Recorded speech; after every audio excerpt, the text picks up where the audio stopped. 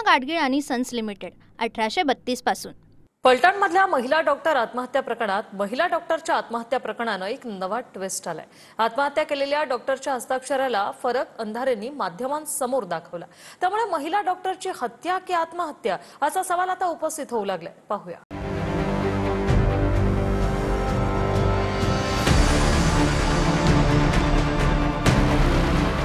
फलटणमधल्या महिला डॉक्टर आत्महत्या प्रकरणात नवा ट्विस्ट आलाय। आत्महत्या केलेल्या महिला डॉक्टरची सुसाईड नोट आणि यापूर्वी महिला डॉक्टरनं लिहिलेली पत्र यांच्यातल्या हस्ताक्षरात फरक असल्याचा दावा सुषमा अंधारेंनी केलाय। महिला डॉक्टरनं याआधी पोलीस अधीक्षकांना पत्र लिहिलं होतं। त्या पत्रात निरीक्षक शब्दातल्या र ची वेलांटी दुसरी होती, तर हातावरच्या सुसाईड नोटमध्ये निरीक्षक शब्दातल्या र ची वेलांटी पहिली आहे। त्यामुळे ही सुसाईड नोट दुसऱ्याच कोणीतरी लिहिल्याचा संशय सुषमा अंधारेंनी व्यक्त केलाय। तिच्या 4 पानी पत्रातला हा निरीक्षक शब्द बघा, तुम्हाला कॅमेरे जर झूम करता आले तर याच्यातली जी र ची वेलांटी आहे ती दीर्घ आहे आणि तो 9 वेळा शब्द लिहिलाय तिने, एकदा लिहिलेला नाही, 9 वेळा लिहिलाय। हे काम पोलिसांचं आहे, मी सोपं करून देते पोलिसांना। 9 वेळा निरीक्षक शब्द आला आणि त्याची वेलांटी दुसरी आहे। अगदी त्याच वेळेला तिच्या हातावर जो निरीक्षक शब्द आलेला आहे त्याची वेलांटी पहिली आहे। ह्या 2 कागद बघितल्यावर ती हत्या झाली आहे का असं म्हणायला फारच पुरेसा वाव आहे। सुषमा अंधारेंनी या प्रकरणात आणखी एक गंभीर आरोप केलाय। घटना घडली त्या दिवशी तिची बहीण फोन करते आणि तो फोन पोलीस उचलतात आणि तिकडून सांगितलं जाते की आम्ही पोलीस बोलतोय, तुमच्याकडे कसा काय फोन, तर तुमच्या बहिणीने सुसाईड केलंय। कसं शक्य आहे? आणि मग ते टायमिंग सांगतात की तुमच्या बहिणीने सुसाईड केलेलं आहे, कधी झालंय, तर ते सांगतात की नाही हे 7 वाजताच झालेलं आहे, संध्याकाळीच झालेलं आहे। पण त्या दिवशी बहिणीने एक स्टेटस ठेवलेला होता व्हॉट्सअपला आणि तो स्टेटस 11:06 संपदाने लाईक केलेला आहे। तो तिच्या मोबाईलवरचा हा स्क्रीनशॉट आहे दादा। हो, फलटणमधल्या महिला डॉक्टरच्या मृत्यू प्रकरणात महिला आयोगाच्या अध्यक्षा रुपाली चाकणकर आणि साताऱ्याच्या पोलीस अधीक्षकांनी पत्रकार परिषद घेतली होती। या पत्रकार परिषदेत रुपाली चाकणकरांनी महिला डॉक्टरच्या काही मेसेजेसचा संदर्भ दिला होता, पण महिला आयोगाला हा अधिकार कोणी दिला असा सवाल करत अंधारेंनी घणाघात केलाय।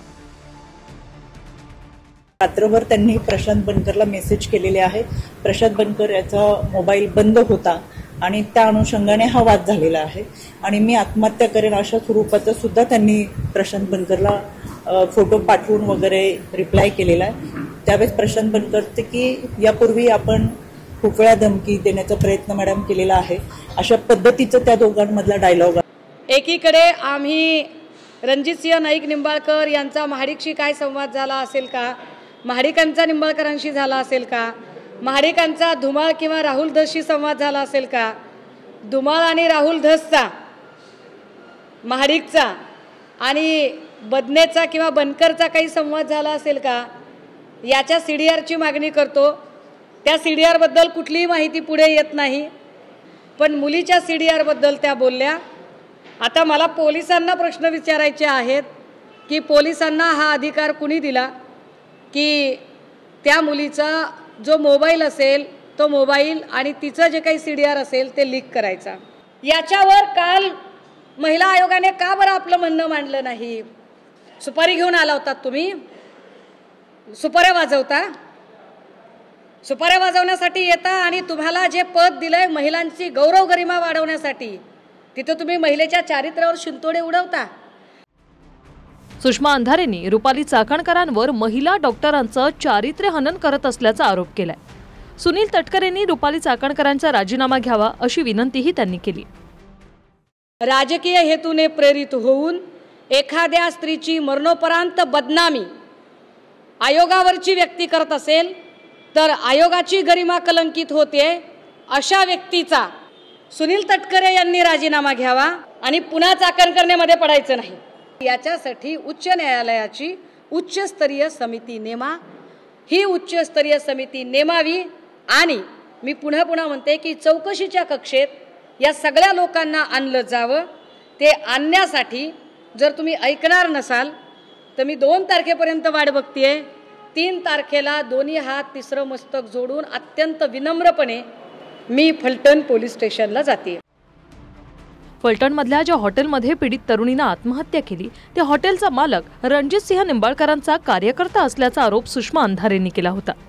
त्यानंतर त्या हॉटेल मालकानं महिला डॉक्टरचं सीसीटीव्ही फुटेज जारी केलंय.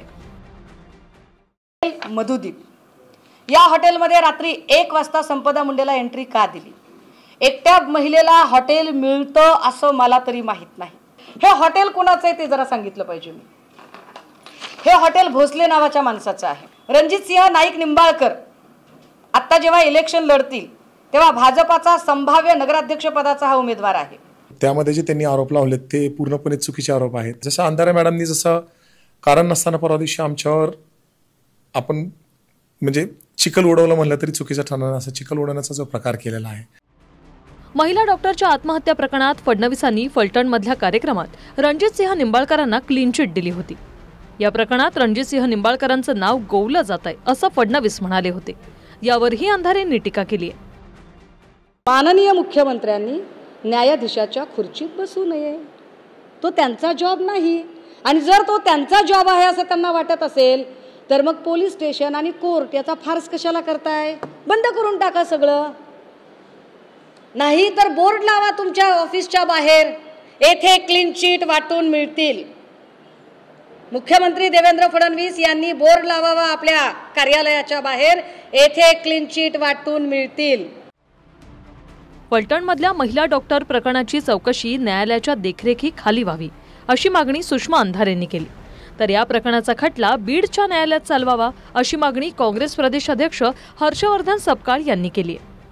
मला माझा संशय मी पहिल्या दिवशी मांडतेय की जर पोलीस डिपार्टमेंटच संशयाच्या भोवऱ्यात आहे तर त्यांनी सांगितलेल्या गोष्टीवर मी का विश्वास ठेवू? याची चौकशी स्थानिक पोलिसांकडून काढून घ्या आणि याच्यासाठी उच्च न्यायालयाची उच्चस्तरीय समिती नेमा. की SITची स्थापना व्हावी आणि SITची स्थापना होत असताना ती हायकोर्टच्या जजच्या माध्यमातून SIT चौकशी व्हावी. SITचं ऑफिस हे फलटणला न राहता साताऱ्याला न राहता ते परिवाराच्या सोयीने बीडला अथवा त्यांच्या सोयीच्या ठिकाणी ते राहावं. या प्रकरणात विरोधकांनी भाजप नेते आणि माजी खासदार रणजितसिंह नाईक निंबाळकरांवर गंभीर आरोप केले आहेत.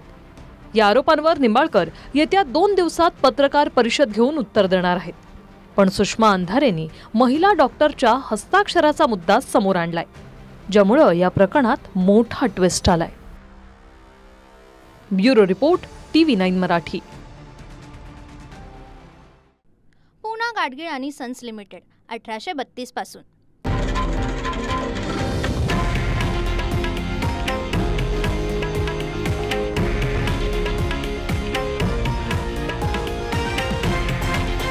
हे आहे देशातील नंबर 1 न्यूज नेटवर्क आणि आपण पाहत आहात TV9 मराठी, एकमेव.